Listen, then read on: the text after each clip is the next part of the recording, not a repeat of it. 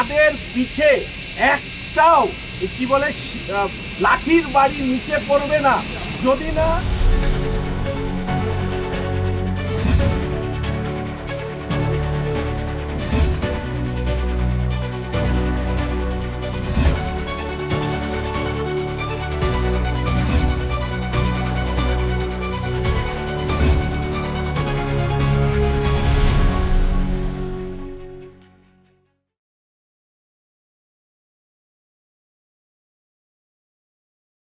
আমার মনে হয় গুরুদের চেহারাগুলো দেখলে এই ছাত্র নেতাদের এই ধরনের কার্যকলাপকে জাস্টিফাই করাটা খুব সহজ হবে। আমি রাজ্যের সমস্ত অভিভাবক অভিভাবিকাদের কাছে এই আবেদনটুকুই শুধু রাখতে চাই যে তৃণমূল ছাত্র পরিষদ সে বর্তমানে কলেজ পড়ুয়া বা বহিরাগত তাদের সাথে নিজের বাড়ির মেয়েদেরকে মেশবার ক্ষেত্রে দ্বিতীয়বার ভাববেন। আর আমি দেখলাম যে তৃণমূল কংগ্রেসের তৃণমূল ছাত্র পরিষদের এক নেতা সে নাকি ছাত্রদের গোপনাঙ্গ দেখার ক্ষেত্রে তার একটা আলাদা নজর ছিল। ফলে ছাত্র হোক আর ছাত্রী হোক এই রাজত্বের তৃণমূল ছাত্র পরিষদ এমনকি তৃণমূল কংগ্রেসের নেতাদের যা রুচি বেঁধে দেওয়া হয়েছে এই রাজ্য থেকে একটাই স্লোগান ওঠা উচিত সমস্ত রাজ্যবাসী, সেটা হচ্ছে তৃণমূলকে তাড়ান, বাংলাকে বাঁচান। এইটা নিয়ে নরসিংহ দত্ত কলেজে যে ইউনিয়ন রুমে যে ঘটনা সেটা অরূপ রায় ক্লিন চিট দিচ্ছেন। অরূপ রায় বলছেন যে 2 বছর আগের ঘটনা, দল তদন্ত করেছিল, কোনো দোষ খুঁজে পায়নি। দেখুন, অরূপবাবুর বিরুদ্ধে তো একটা ভয়ঙ্কর অভিযোগ আছে। সেখানকার তৃণমূল কংগ্রেসের নেতা তপন দত্ত যতদূর সম্ভব তার হত্যার দায় তার কাঁধের উপরে রয়েছে। আমি শুধু এইটুকু বুঝতে পারলাম না, বা আপনারাও একটু খোঁজ দিয়ে দেখতে পারেন যে ছাত্রনেতার বিরুদ্ধে অভিযোগ যাকে ক্লিন চিট দিচ্ছে সেই ছাত্রনেতার বিরুদ্ধে যে অভিযোগ আছে সেই অভিযোগের দোষে দুষ্ট অরূপবাবু কিনা এটাও অনেক মানুষ প্রশ্ন করছে। না হলে গুরু চেলার এত সান্নিধ্য, চেলাকে বাঁচানোর এত প্রচেষ্টা কেন অরূপবাবু নিচ্ছেন সেটা বোধগম্য হলো। এই একটা বিষয় দেখা যাচ্ছে যে আগামী 1 আগস্ট থেকে এসআইআর চালু করা হবে এমনটা শোনা যাচ্ছে রাজ্যে। ফলে এই ক্ষেত্রে দাঁড়িয়ে প্রচুর অবৈধ ভোটারদের নাম বাদ যেতে পারে। তো এইটা রাজনৈতিকভাবে তাৎপর্যপূর্ণ কতটা নির্বাচনের প্রাক্কালে? দেখুন, যে কোনো দেশে রাজ্যে এটা আমাদেরকে মাথায় রাখতে হবে, স্বচ্ছ ভোটার তালিকা হচ্ছে নির্বাচনের ক্ষেত্রে প্রথম এবং প্রধান শর্ত। ফলে স্বচ্ছ ভোটার তালিকা করবার জন্য দেশের নির্বাচন কমিশন যখন উদ্যোগ নিচ্ছে তখন কেন তৃণমূল কংগ্রেস সহ অন্যান্য বিরোধী দলের এত মাথা ব্যথার কারণ? মাথা ব্যথা তাদের এই কারণে, এই রাজ্যের ক্ষেত্রে তো আমি বলবো এবং বিহারে আমাদের মাননীয় অমিত মান্ডভিকজি দেখিয়েছেন যে কিভাবে ভুয়ো পরিচয়পত্র সেগুলোকে তৈরি করে তাদের মাধ্যমে ভোটার তালিকায় নাম তোলা আসলে একটি বিশেষ সম্প্রদায় এবং তাদেরকে নাম তুলে বিরোধী দলের ক্ষমতায় আসবার বা থাকবার যে চেষ্টা সেই চেষ্টা সর্বত্রই রাজ্যের বিরোধী দল যেখানে ক্ষমতায় রয়েছে বা ছিল তারা করে গিয়েছে। আমি বলবো যে পশ্চিমবঙ্গের ক্ষেত্রে এই ইলেকটোরাল রোল রিভিশন অত্যন্ত দরকার। না হলে গুলশন কলোনি থেকে শুরু করে আমাদের পশ্চিমবঙ্গের যে 10টি জেলা, যে 10টি জেলার মধ্যে অনুপ্রবেশজনিত সমস্যা, রোহিঙ্গাজনিত সমস্যা এবং জনবিন্যাসের পরিবর্তনের কারণে সেই সমস্ত জেলাগুলোতে প্রশাসনের ভেঙে পড়া এবং এর মধ্যে দিয়ে তৃণমূল কংগ্রেসের ক্ষমতায় থেকে যাওয়ার যে প্রচেষ্টা, এটাকে যদি বন্ধ করতে হয় তাহলে নির্বাচন কমিশনকে অবশ্যই পশ্চিমবঙ্গের ভোটার তালিকায় যে জল মিশে রয়েছে, যে অনুপ্রবেশকারী রোহিঙ্গারা মিশে রয়েছে, যারা এই দেশের নাগরিক না হয়েও ভোটার তালিকার মধ্যে ঢুকে রয়েছে, তাদেরকে বের করবার দায়িত্ব নির্বাচন কমিশন যেটাকে নিয়েছে তাকে স্বাগত জানাই এবং পশ্চিমবঙ্গে এটা হওয়া উচিত বলে আমরা মনে করি।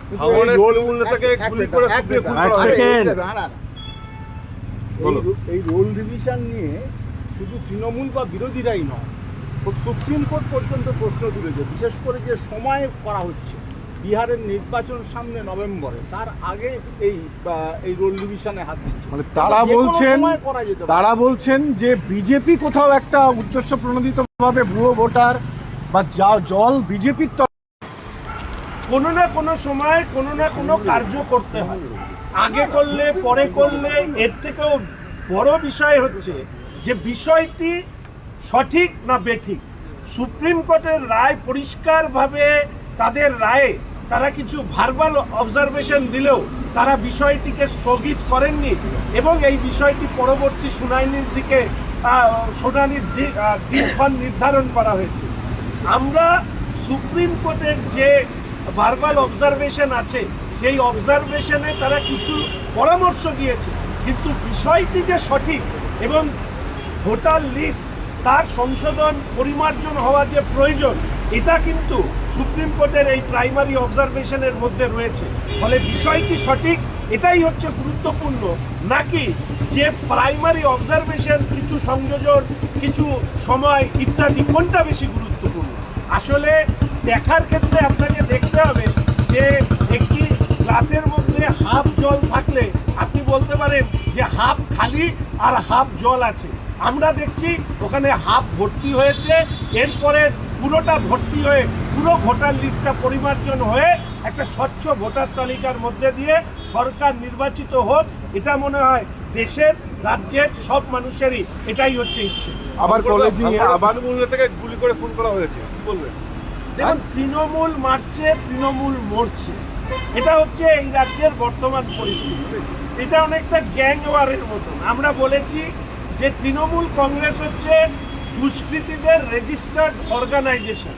তো দুষ্কৃতীরা যেরকম এলাকা দখল করে, এলাকা দখল নিয়ে লড়াই করে, রাজ্য জুড়ে এখন এলাকা দখলের লড়াই, গ্যাং ওয়ার শুরু হয়েছে। আর এই গ্যাং ওয়ারের সর্বশেষ পরিণতি হচ্ছে 2026 সালে তৃণমূল কংগ্রেসের এই রাজ্য থেকে বিসর্জন এবং আইনের শাসনের প্রত্যাবর্তন। বলছি, কিন্তু রাজ্জাক খাঁ খুনে শওকত মোল্লা তিনি দায়ী করছেন এসএফআই কে। তিনি বলছেন যে এর পেছনে দায়ী হচ্ছে এসএফআই। নওশাদ সিদ্দিকীর নির্দেশেই রাজ্জাককে খুন করা হয়েছে। আইএসএফকে দায়ী করছে, সরি আইএসএফ। দেখুন, শওকত বাবুর সম্পর্কে একটা বক্তব্য আমাদের রাজ্যে বহুল প্রচলিত, সেটা হচ্ছে রাজ্যের মাননীয় মুখ্যমন্ত্রী তিনি বলছেন তুই তো বোমাবাদী। ফলে সেই শওকত মোল্লা যার নামে মুখ্যমন্ত্রী বলে বোমাবাদী, তিনি তার বিরুদ্ধে কি অভিযোগ আনলেন সেটা গুরুত্বপূর্ণ, নাকি এই ঘটনার তদন্তের মাধ্যমে সত্য সামনে নিয়ে আসা এইটা গুরুত্বপূর্ণ। আমার মনে হয় শওকত বাবু বা তাদের অভিযোগকে গুরুত্ব দেওয়ার প্রয়োজন এক মুহূর্তের জন্য পড়ে না, যখন মুখ্যমন্ত্রী নিজে বলেন তার দলের জনপ্রতিনিধিকে কত বোমাবাদে। তাহলে বোমাবাদে যে তার অভিযোগকে নিয়ে এত গুরুত্ব আপনারাই বা দিচ্ছেন কেন, এটাই তো বড় প্রশ্ন। নির্মল কুমার মাহাতো, যেটা জানা যাচ্ছে যে তিনি এই কোয়েশ্চেনটা সেট করেছিলেন যেখানে বিপ্লবীদের সন্ত্রাসবাদী আখ্যা দেওয়া হচ্ছে এবং তার সঙ্গে তৃণমূল নেতৃত্বের একটা একটা সুন্দর সম্পর্ক রয়েছে। দেখুন, তৃণমূলের আমলে বিপ্লবী কারা, এইটা আমাদেরকে প্রথমে বুঝতে হবে, তাহলেই ক্ষুদিরাম কেন সন্ত্রাসবাদী বোঝা যাবে। তৃণমূলের আমলে বিপ্লবী হচ্ছে অনুব্রত, তৃণমূলের আমলে বিপ্লবী হচ্ছে আরাবুল, তৃণমূলের আমলে বিপ্লবী হচ্ছে শেখ শাহজাহান, তৃণমূলের আমলে বিপ্লবী হচ্ছে শওকত মোল্লা। তো এই ধরনের বিপ্লবীদেরকে নিয়ে যারা চাষ করে, তো তারা তো ক্ষুদিরাম বোসকে সন্ত্রাসবাদী হিসাবেই দেখাবেন, এটাই হচ্ছে স্বাভাবিক। মাথায় রাখতে হবে যে তৃণমূল কংগ্রেস সিঙ্গুর আন্দোলন, সেই আন্দোলনে তৎকালীন বিরোধী দলনেতা পার্থ চট্টোপাধ্যায় নাম পর্যন্ত ইতিহাসের বইয়ে তুলে নিয়ে এসেছিল আমাদের সরকারি স্তরে।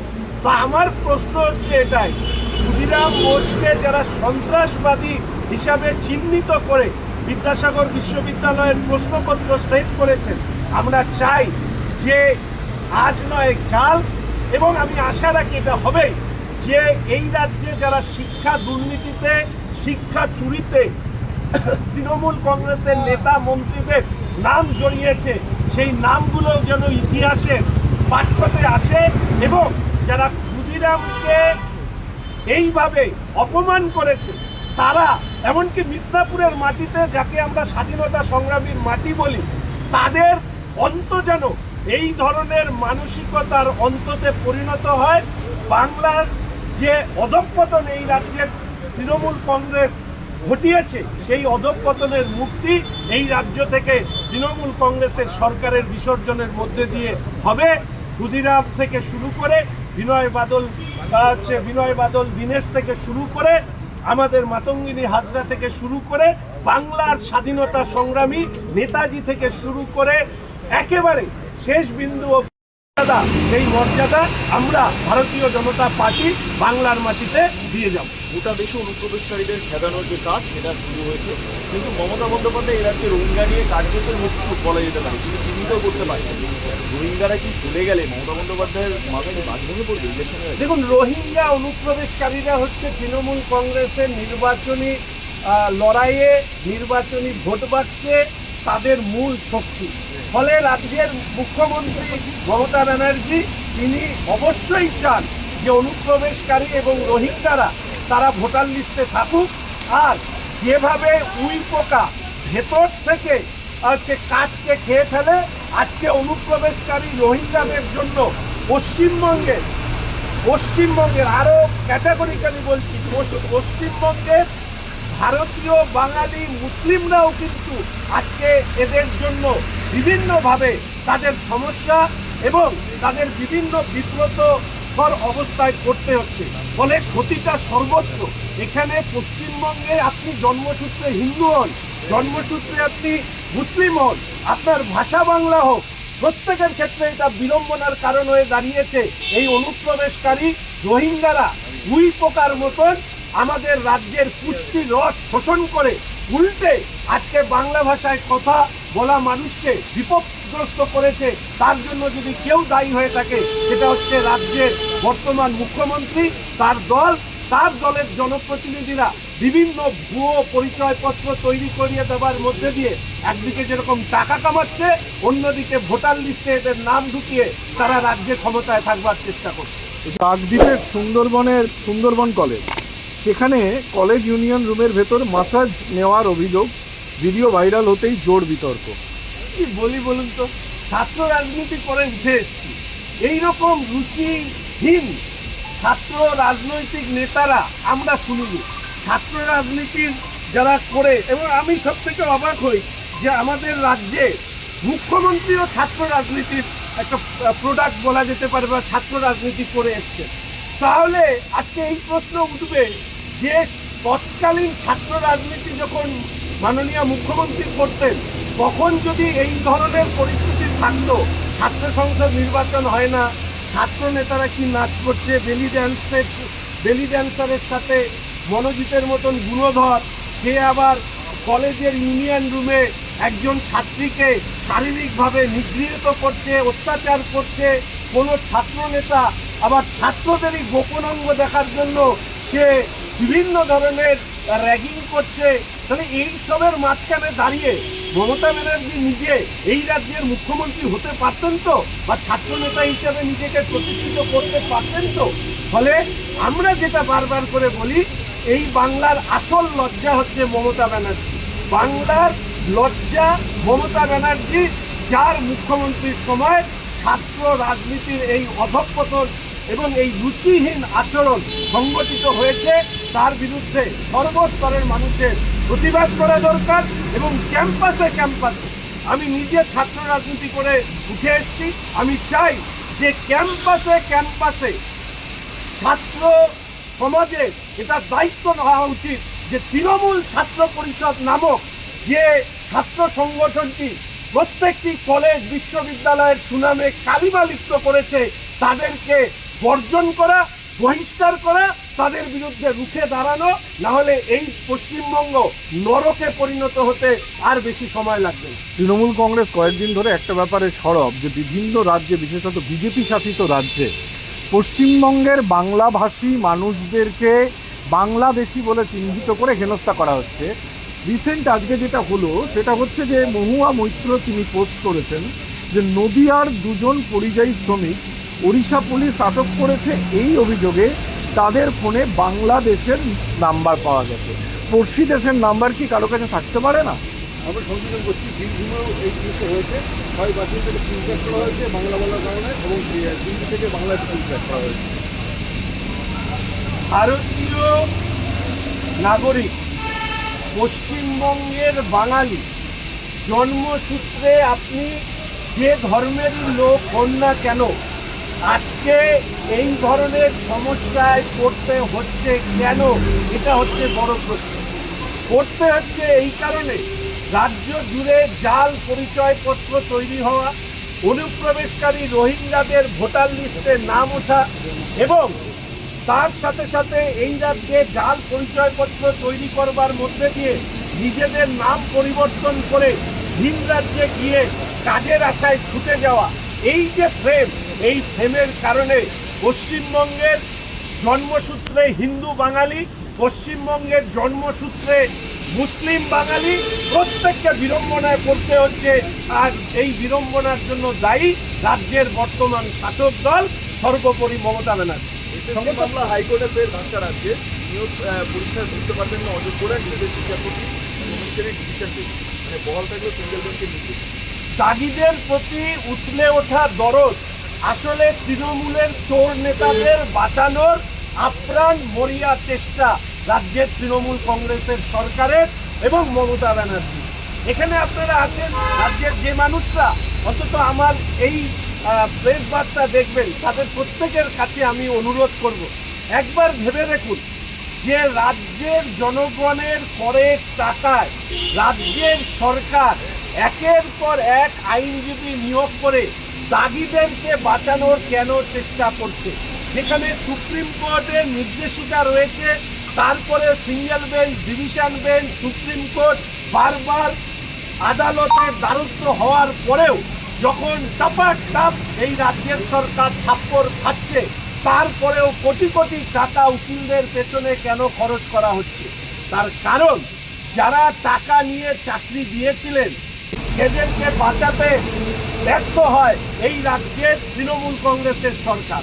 ফলে সেই ভয়ে তৃণমূল কংগ্রেসের চোর নেতাদেরকে বাঁচাতে গিয়ে দাগিদের পাশে দাঁড়ানো এই রাজ্যের সরকারটা আসলে যে দাগিদের সরকার, এই রাজ্যের সরকারটা আসলে যে চোরেদের সরকার, এই রাজ্যের সরকারটা আসলে যে লুটেরাদের সরকার, সেটা আরেকবার প্রমাণ করছে। বাম নেতা অনিল দাসকে মেরেও আগাম জামিন পেয়েছেন বেটি বলে, এবং জামিন পাওয়ার পর সুপ্রাপ্তে এসেছেন এবং সুপ্রধানের অভিযোগ বিক্রি করে তার। দেখুন, আমি আগাম জামিন আর আদালতে কি প্রমাণ ইত্যাদি পেশ করা হয়েছে আমি বলতে পারবো না। তবে শুধু এইটুকু বলতে পারি, একজন বয়স্ক রাজনৈতিক কর্মীকে যেভাবে প্রকাশ্যে মারা হয়েছে, এটা কোনো মতেই সমর্থনযোগ্য নয়। এবং অবাক করার কাণ্ড হচ্ছে যে প্রকাশ্যে একটি ঘটনা ঘটার পরে তারপরে হঠাৎ করে আবার নতুন করে ওই মহিলা শ্লীলতাহানির যে অভিযোগ এনেছেন, এর থেকে প্রমাণিত হয় পুলিশ এবং সরকারের যোগসাজশ। আমরা তাই এটুকু বলবো, পুলিশের সমস্ত পুলিশ খারাপ একথা মনে করি না, কিন্তু পুলিশের একটা অংশ, বিশেষ করে উচ্চ পদস্থ আধিকারিকরা আজকের দিনে দাঁড়িয়ে যে ভূমিকা গ্রহণ করছে, পুলিশের মান সম্মান আজকে ধুলোয় মিশে গিয়েছে। এই পুলিশের কারণেই এই রাজ্যে তৃণমূল কংগ্রেস তারা দুর্বৃত্তায়নের রাজনীতিকে প্রতিষ্ঠিত করতে পেরেছে। তাই অনুব্রতদের গালি খেয়ে যে পুলিশ চুপ থাকে, সেই পুলিশই বিরোধীদেরকে কিভাবে হেনস্থা করা যায় তার পরিকল্পনা মাফিক চক্রান্তে নিজেদেরকে যুক্ত করে। বলছি উড়িষ্যায় নাম করে, পুলিশের চাকরি দেওয়ার নাম করে কোটি কোটি টাকা প্রতারণা হয়েছে, এবং যে দুটো ব্যক্তি তিনি নিজেকে রজপাল সিং এর আত্মসহায়ক বলে পরিচয় দিয়েছিলেন। দেখুন, এই বিষয়টি নিয়ে তদন্ত হওয়া দরকার। অভিযোগের সাপেক্ষে পুলিশের বিরুদ্ধে পুলিশ তদন্ত করা কতখানি যথার্থ হবে আমি জানি না। পুরো বিষয়টিকে জেনে আমি বলবো, সঠিক তদন্তের মধ্যে দিয়ে এই যে ভুয়ো চাকরি দেওয়া এবং টাকা তোলা, এটা এই রাজ্যের সংস্কৃতিতে পরিণত হয়েছে। ফলে সেই সংস্কৃতিকে ভাঙতে গেলে সঠিক তদন্তের প্রয়োজন, যেটা আবার পশ্চিমবঙ্গ পুলিশ দ্বারা সম্ভব নয়। ফলে রাস্তা ভবিষ্যতে আইনের পথেই খুলবে, এইটুকু আশা রাখি। বলছি, উড়িষ্যায় আটক 444 জন পশ্চিমবঙ্গবাসীর মধ্যে 335 জনের কাছ থেকে জাল নথি মিলেছে, দাবি ওড়িশার মন্ত্রী সুরেশ পূজারী। বাঙালির দেশে কি তবে বাংলাদেশি? তৃণমূলের যাবতীয় অভিযোগ কি তাহলে ভিত্তিহীন?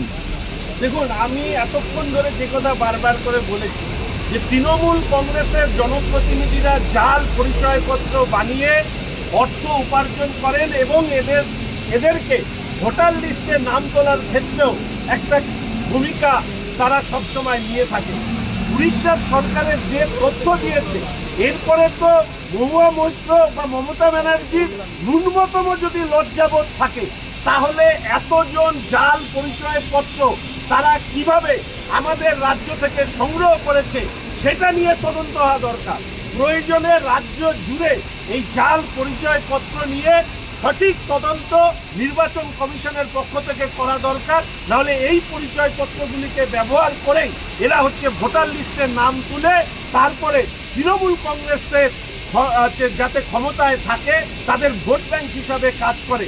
তাই আজকের দিনে দাঁড়িয়ে উড়িষ্যার সরকারের এই ঘটনা প্রমাণ করে দিচ্ছে নতুন করে এই রাজ্যের সরকার কতখানি অনুপ্রবেশকারী এবং রোহিঙ্গাদের বন্ধু সরকার হিসাবে নিজেকে প্রতিষ্ঠিত করেছে। একটা খুব গুরুত্বপূর্ণ বিষয় কলকাতার বাগবাজারে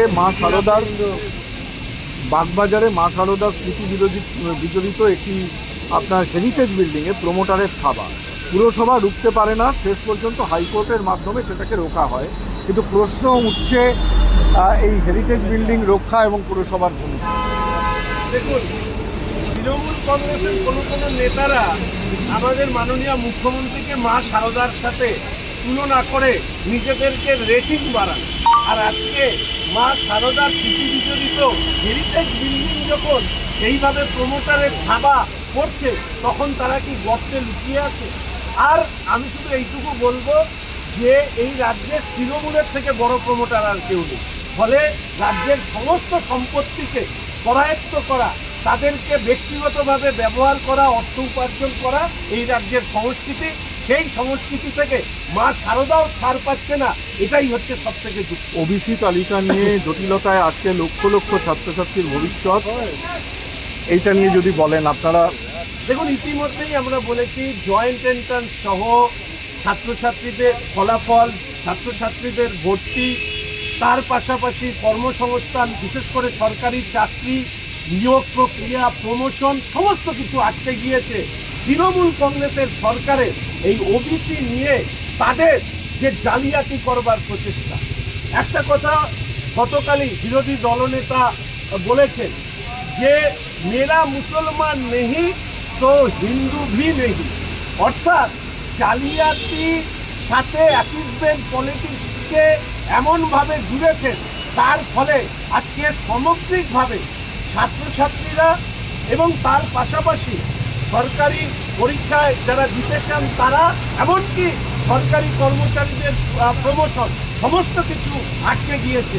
ইতিমধ্যে বিরোধী দলনেতা শুভেন্দু অধিকারী মহাশয় তিনি এই ব্যাপারে নির্দিষ্টভাবে কথা বলেছেন গতকাল। আমরা একটি স্মারকলিপি দিয়েছি। আমরা শুধু চাইব যে আইন, আদালত, সংবিধানকে বৃদ্ধাঙ্গুষ্ঠ দেখিয়ে এই রাজ্যে তৃণমূল কংগ্রেসের সরকার ওবিসি তালিকা নিয়ে যে রাজনীতি করছে তার দ্রুত বন্ধ হোক। আদালতের রায়ে এই নিয়োগ প্রক্রিয়া থেকে শুরু করে ছাত্র ভর্তি, এটা যাতে দ্রুত খুলে যায়, এই আশাটাই আমরা রাখি। সজল ঘোষ ফোন করলেন রাজন্যাকে, তাহলে কি রাজন্যা কি বিজেপিতে? সজলদার সাথে দেখা হলে জিজ্ঞেস করবো, তার আগে এই ব্যাপারে কোনো মন্তব্য করবো। একটা লাস্ট প্রশ্ন আপনাকে, কাশ্মীর নিয়ে শুভেন্দু অধিকারীর মন্তব্য ঘিরে বিতর্ক। বাঙালিদের শুভেন্দুর পরামর্শ মুসলমান অধ্যুষিত কাশ্মীরে বেড়াতে না যাওয়ার, তার পরিবর্তে হিমাচল, উত্তরাখণ্ড, ওড়িশাতে যাওয়ার।